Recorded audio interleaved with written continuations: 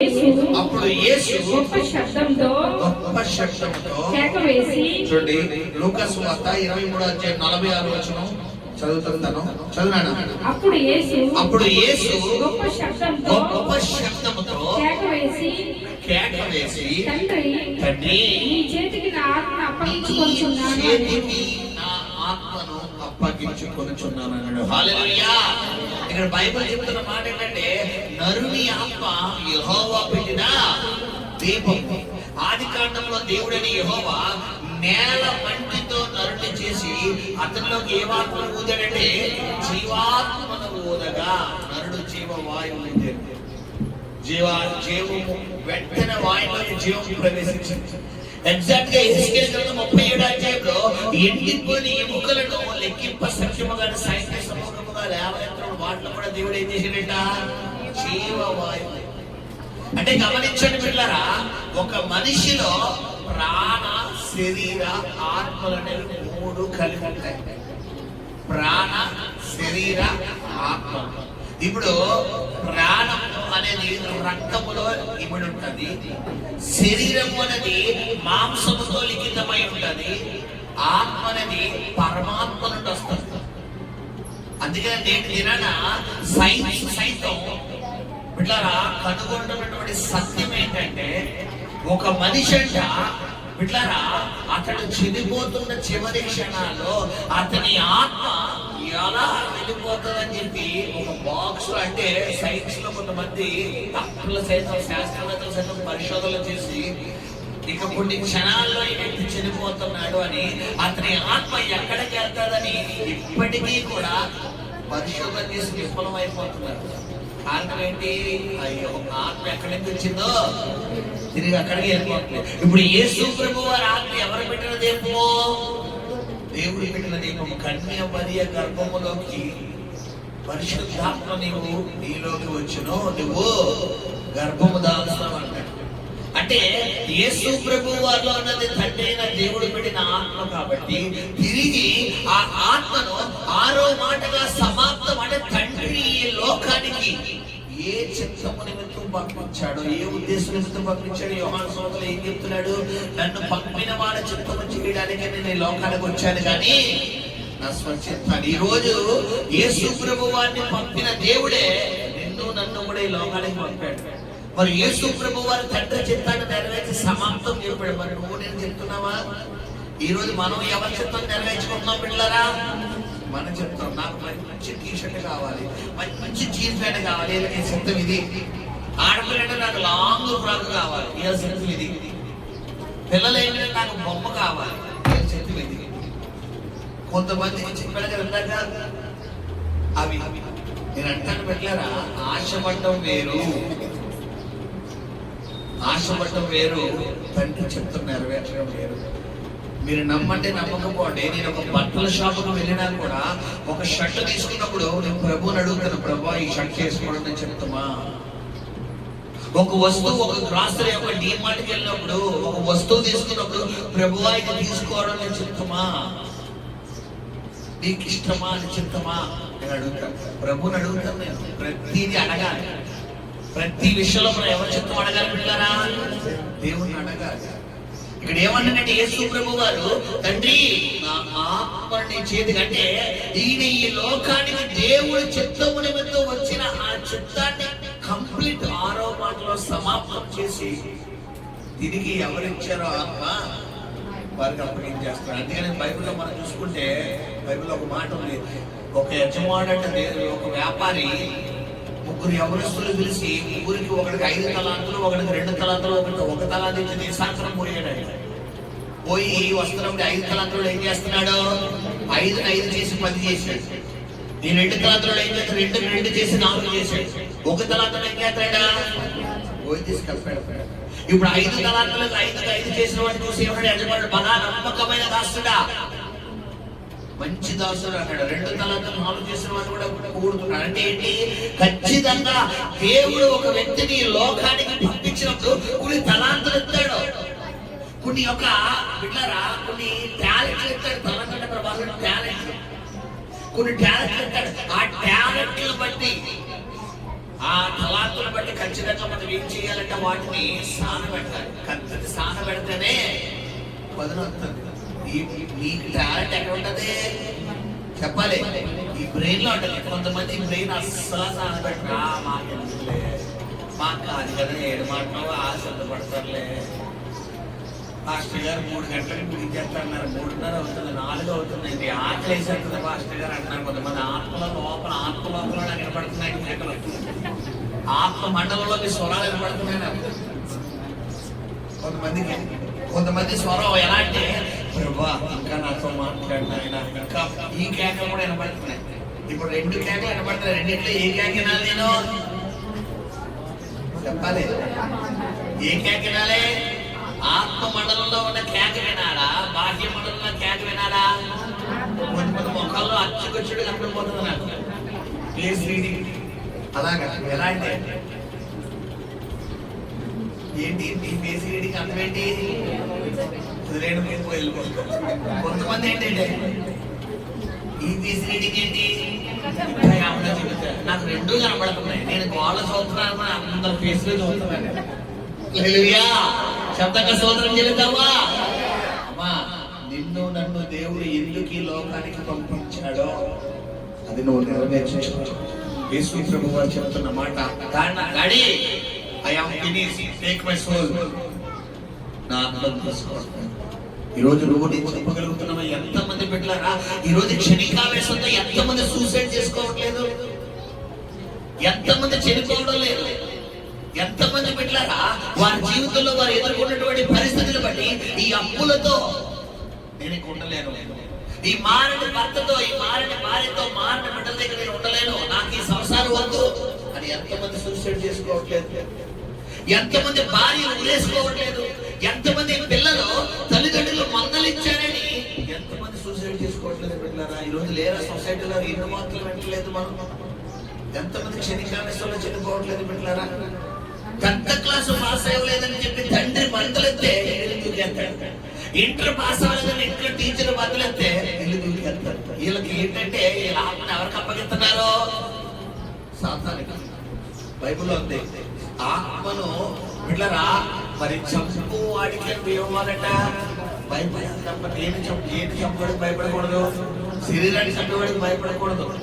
కానీ ఈరోజు జనాలు దేనికి భయపడుతున్నారు బిడ్డలారా? కత్తించుకుంటూ నిన్ను చంపేస్తానంటే వద్దు వద్దు, నువ్వేం చేయబట్టే చేస్తాను అంటారు. కానీ ఎవరికి భయపడాలి చెప్పాలంటే దేవునికి భయపడాలి. ఆత్మను చంపునే వారికి కాక శరీరము చంపువాడికి భయపడబడుతున్న సంగమా.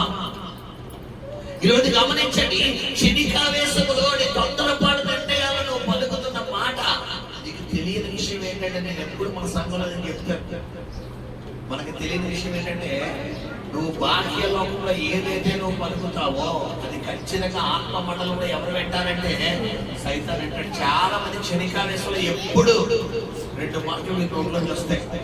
మొట్టమొదటి మాట ఏంటంటే, నేను చనిపోతా, నాకు బతకాలని లేదు. రెండో మాట, నిన్ను వదిలి వెళ్ళిపోతా, ఇంక నేను ఉండను. అయితే ఎక్కడికన్నా వెళ్ళిపోతా, నేను ఉన్నంత వరకు నా విలువ తెలియదు, నేను ఎక్కడికన్నా వెళ్ళిపోయేదనుకో నా విలువ తెలుస్తుంది. అయితే ఈ మాట కానీ లేదా చనిపోతున్నాను. మీకు అర్థం కాని విషయం ఏంటంటే, నువ్వు ఎప్పుడైతే క్షణికావేశంతో కోపావేశంతో ఈ మాట మాట్లాడుతున్నావో దీనికి పిచ్చినట్టు రెడీ చేస్తాడు. ప్లాన్ ఆడి పక్కా ఇంజనీర్, ఎవడో సైతం పక్కా ఇంజనీర్. మన ఇంజనీర్లు ఎందుకు పనిచేయరు? ఇంజనీర్లు ఏం చేస్తారు? సాఫ్ట్వేర్ ఇంజనీర్లు ఏం చేస్తారు? బిల్డింగ్ ప్లాన్ చేస్తారు. ఆ ఇంజనీర్లు ప్లాన్ చేస్తారు. ఈ సైతాన్ ఇంజనీర్ గారు ఏం చేస్తారంటే, నువ్వు ఎప్పుడైతే ఈ బాహ్య మండలంలో పలుకుతావో దాన్ని ఆత్మ మండలంలో వాడు రిసీవ్ చేసుకుని ఏం చేస్తాడు? మ్యాప్ చేస్తాడు.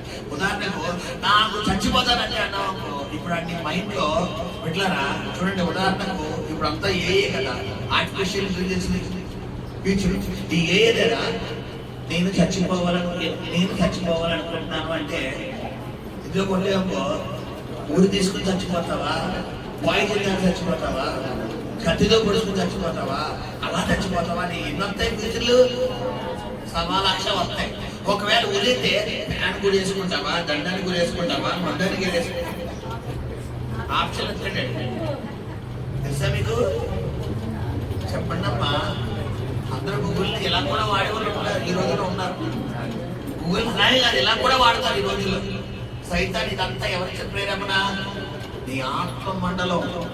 యేసు ప్రభు వారి లోకానికి వచ్చి తన ఆత్మను తిరిగి ఎవరికి ఇచ్చాడు? తనకిచ్చిన తండ్రికి ఇచ్చేసాడు. మరి ఈ రోజు నీ ఆత్మను ఎవరికి ఇస్తున్నావు?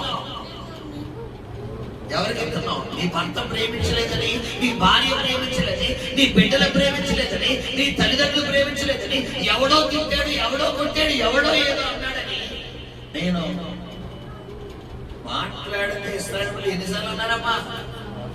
ఐగుప్తు నుంచి బయలుదేరి ఇలా మాట్లాడితే మాకు దివాణు గట్లు లేవు, మాకు పిల్లోలు లేవు, మాకు డబుల్ బెడ్రూములు లేవు అనేవారా? దేవుని ఎవరు? ఇదేం దరిద్రం అండి బాబు. కొంతమంది మాట్లాడ ఈ నోట్లో ఎంత సున్నుండి అంటాడు. గడ్డు కట్టకూడదు, ఎంత సున్నుండి అయితే ఏం చేయలేరు. నోటి గడ్డు పొందకుండా తినలేరు. ఇంకా నోట్లోకి మాటలు రావు. అది అరిగేవరికి నోట్లోకి మాటలు రావు. కొంతమంది నోరు తెరితే ఎంత సుమారు తయారు చేస్తారు. కేజీ సున్నాడు. అది నోరు తెరిస్తే ఏ మనిషి అంటే కష్టాలు రావాలంటారా?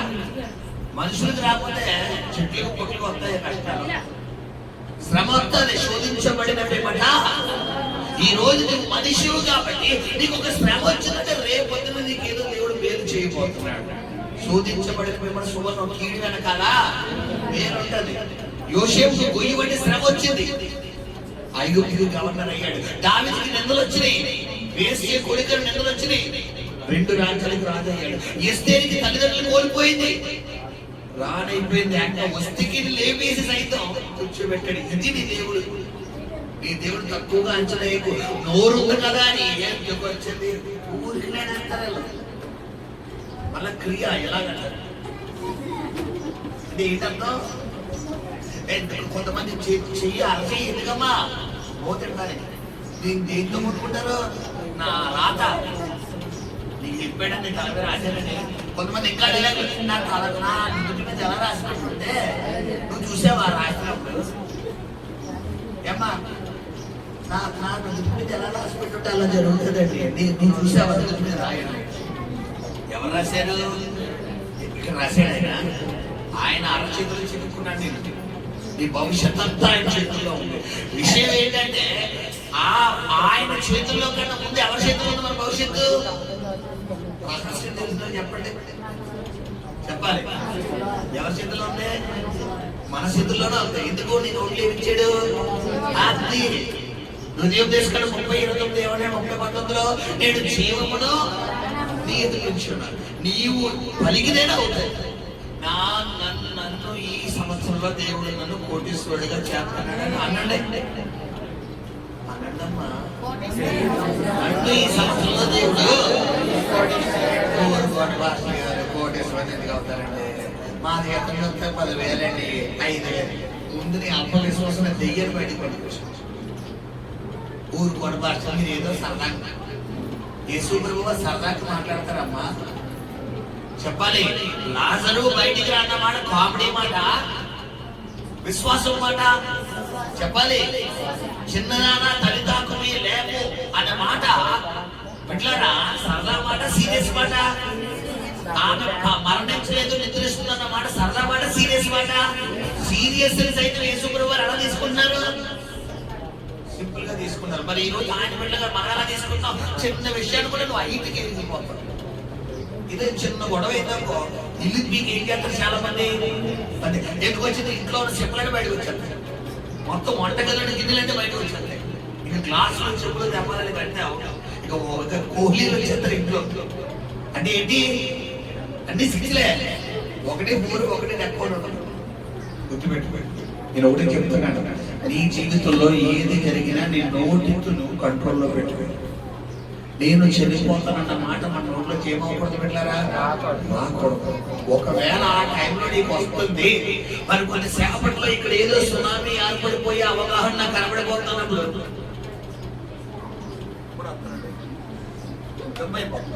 ఒక పావు గంట బయటికి వెళ్ళిపోయి ఒక వాటర్ బాటిల్ తీసుకుని మొహమ్మద్ శుభ్రంగా ఇలా జల్లేసుకుని 1 లీటర్ బాటిల్ తీసుకుని నెత్తి మీద నీళ్ళు వేసేసుకుని ఇంతే సార్, నిజమే చెప్తున్నాను, సీరియస్లీ. అప్పుడు నీకేమవుతుంది, మైండ్ ఏమవుతుంది? ఎందుకంటే సైతాను నిన్ను రెచ్చగొడతాడు. నిన్ను రెచ్చగొట్టి నీ ఈగోని హట్ చేస్తాడు. నీ ఈగో ఎప్పుడైతే హట్ అయిపోతుందో అక్కడ ఏమవుతుంది? పెంట అయిపోతుంది. ఎప్పుడైతే పెంట అయిపోతుందో నీ నోటితో ఏం పలుకుతావో తెలియదు. ఇక మొత్తం రచ్చ అయిపోయి పెద్ద గొడవ అయిపోయి అప్పుడు దాకా ప్రశాంతంగా ఉన్న వాతావరణం మొత్తం నిర్మలంగా తయారైంది. ఇక ఇంట్లో అన్నాలంటే తీసుకుని ఎదురు పడేస్తాం, కాళ్ళలో పడేస్తాం. అలా మనశ్శాంతి ఉండదు, ప్రార్థన ఉండదు, దేవుడు ఉండడు, మొత్తం సూర్యుడు. యేసు ప్రభువు వారు ఈ లోకానికి వచ్చిన ఉద్దేశం ఆయన నెరవేర్చింది. ఈరోజు గమనించండి పెట్టారా, ఎంతమంది తన వారి ఆత్మను సైతానికి అప్పగించడం లేదు? చెప్పాలి, ఎంతమంది అప్పగించడం లేదు? ఎంతమంది వారి ఆత్మను పాపానికి అప్పగించడం లేదు? ఎంతమంది శరీర కార్యాలకు అప్పగించడం లేదు పెట్టారా? సంసోను తన ఆత్మను దేవుడిచ్చిన ఆత్మను దేనికి అప్పగించేశాడు? దెలీలా చేతిలో పెట్టేశాడు. సొలొమోను దేవుడిచ్చిన ఆత్మను ఎవరి చేతిలో పెట్టేశాడు? స్త్రీల చేతిలో పెట్టేశాడు. ఈరోజు నేను అంటాను, దేవుడు నీకు ఇచ్చిన ఆత్మను తిరిగి నువ్వు ఎవరికి ఇవ్వాలి? దేవుడికే ఇవ్వాలి.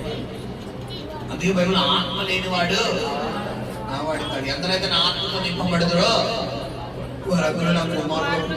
ఈరోజు దేవుడు నీకు పెట్టిన ఆత్మ, దేవుడు పెట్టిన భిక్ష. ఆ ఆత్మ తిరిగి ఎవరికి ఇవ్వాలి? నువ్వు దేవుడికి ఇవ్వాలి. అంతేగాని క్షణికావేశంతో ఎవరు తొందరపడిన నేను తీసుకోకుండా ఖచ్చితంగా ఖచ్చితంగా నీలో దేవుడు ఆత్మ ఉన్నాడు కాబట్టి, ఆయనకి నిన్ను కూర్చోబెట్టాడు కాబట్టి ఈ 7 మాటలు. మొదటి మాట ఏమని చెప్పాడు మీకు? క్షమించుడి, క్షమాపణ. ఖచ్చితంగా నీలో క్షమాపణ కూడా ఉండాలి. ఇప్పుడు దాకా ఒకవేళ కోపం ఉన్నా, ద్వేషం ఉన్నా, అసూయ ఉన్నా, పగ ఉన్నా, కక్ష ఉన్నా, నన్ను అంటే ఊరుకోనంటారు కొంతమంది. నా జోలి మొత్తం మర్యాదగా ఉండదు, నా పేరు ఎత్తితే ఊరుకోను అంటారు. ఒకవేళ అలాంటి కేటగిరీకి చెందిన వ్యక్తివైన ఈ కూర్చోబెట్టినట్టు ఏం చేయాలమ్మా? చంపేసి పోయి తీసి కప్పెట్టే దేన్ని? ఇగోని. అది నీ మొఖం మీద ఒకవేళ ఇలా చేయి పెట్టి పెట్టినా కూడా చేయి నొప్పిపోతుంది. సిస్టర్ చేయి నొప్పిపోతుంది, చేయి తీసి తింటుంది పర్వాలేదు అని చెప్పాలి. ఖచ్చితంగా ఏమైపోద్ది? అయ్యి బాబు ఇదేంటో మనం ఎంత పెడుతున్నా కూడా కోపం రావట్లేదు. రాదు బ్రదర్.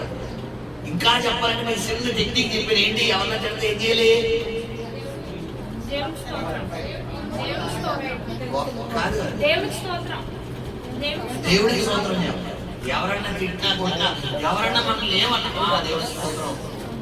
ఎప్పుడైతే నువ్వు దేవుడి స్తోత్రం వాళ్ళ ముందు లడ్డు పెట్టాడు, లడ్డు కావాలా నాన్న, లడ్డు వేసాడు వెంటనే నువ్వు దేవుడిని అన్నావు కదా, సర్లే రాదు. ఎందుకు? మధ్యలో ఎవరు వేస్తే బ్రిడ్జి కింద. ఆ తర్వాత గొడవకు తగ్గ కారణాలు చెప్పాలి. మనం ఏం చేస్తాం? నన్ను అంటావు కదా, నన్ను అన్నాం,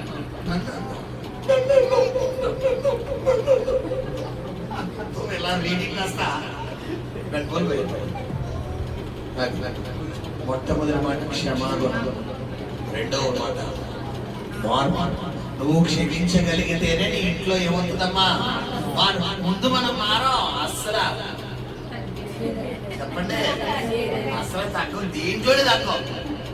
ముందు నీ కోపం మారం అస్సలు. మనం అసలు ఇలా వచ్చేది మామూలుగా. మరి ఇంట్లో ఎందుకు మారుతారు? నీ భర్త ఎందుకు మారుతాడు? నీ భార్య ఎందుకు మారుతాడు? నీ బిడ్డలు ఎందుకు మారుతారు? యేసు ప్రభువు వారి సిలువలో ఆయన మార్పు చూపించాడు కాబట్టి. దొంగలు ఏమొచ్చేసింది? మార్పు వచ్చింది. అక్కడ ఏమైనా స్వార్థ చేసినట్టు ఉందా? మన ఏమన్నా వాక్యం చెప్పినట్టు ఉందా? చెప్పండి అమ్మా. లేదు. మూడోది ఏమంట? బాధ్యత. నీ తల్లి అంటే ఈ రోజు నీకు ఏముండాలి? ఒకవేళ ఇప్పుడు దాకా 99% ఏ పిల్లలు ఏ తల్లిదండ్రులు వదలరు. ఒకవేళ ఏ మూలైనా నీకు, ఒకవేళ ఎక్కడైనా నేను మైండ్ని దుష్టుడు పట్టుకుంటే ఈ రోజు నువ్వు నీ తల్లి ప్రేమ తెలుసుకో, నీ తండ్రి ప్రేమ తెలుసుకో. ఖచ్చితంగా ఇంటికి వెళ్ళాక నీ తల్లిని హక్ చేసుకో, నీ తండ్రిని హక్ చేసుకో. Daddy I am sorry, mummy I am sorry, నన్ను క్షమించు మమ్మీ, నేను బాధ పెట్టాను, నేను అనవసరంగా అంతరాన్ని మాట్లాడాను, నన్ను క్షమించు మమ్మీ అన్నావు. నీ తల్లి నన్ను ఏం చేస్తుంది? ప్రేమిస్తుంది. యేసు ప్రభువు బాధ్యత నెరవేర్చాడు. నాలుగు మాట ఏంటి? తండ్రి దగ్గర ఏం చేస్తున్నాడు? వేడుకుంటున్నాడు. ఈరోజు నువ్వు వేడుకోవాలి, దేవుని అడగాలి, ప్రభావ మీరు నాతో పాటు రెండు అయ్యా, ఎక్కడికి వెళ్ళా రావాలని అడగాలి. 5వ మాట ఏంటి? ఆత్మ పట్ల ఏముంటారు పిల్లరా? దప్పిక. ఖచ్చితంగా నీలో దప్పిక ఉంటారు. ఈ దప్పిక నీలో ఉంటేనే దేవుడిని నేను చేయగలడు చెప్పాలి, నేను ఆశీర్వదించగలను. నువ్వు నా పని చేస్తే నేను నీ పని. ఆయన పని అంటే ఏంటి? దేవుడి రాజ్యం కట్టడం. ఇప్పుడు నేను ఉన్నాను, మీ అందరి పట్ల ఎంత బాధ్యత కలిగి ఉన్నాను కాబట్టి దేవుడు నా కుటుంబాన్ని నన్ను ఏం చేసుకుంటూ వస్తున్నాడు? దీవించుకుంటూ వస్తున్నాడు. నేను అదే కనుక మీ అందరి పట్ల బాధ్యత లేకుండా చెప్పుకుంటారులే, ఆడపాడుకుంటారులే, నాకు ఆకలి అర్థం తినంటే పైకి వెళ్ళినప్పుడు తినేస్తాను అనుకోండి,